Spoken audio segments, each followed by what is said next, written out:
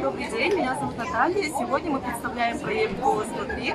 Это иммерсивные прогулки по городу Якутску, то есть абсолютно новый формат туристического направления. То есть люди у нас надевают наушники и отправляются в прогулки, театрализованные по Якутску, либо будут происходить еще живые концерты на закате, или аудиоперформансы в беспроводных наушниках.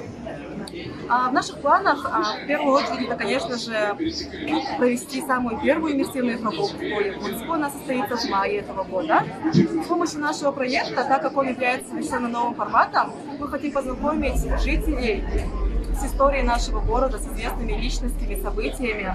Они будут отправляться в мир приключений в наушниках и будут являться как бы героями всех тех событий, которые происходили.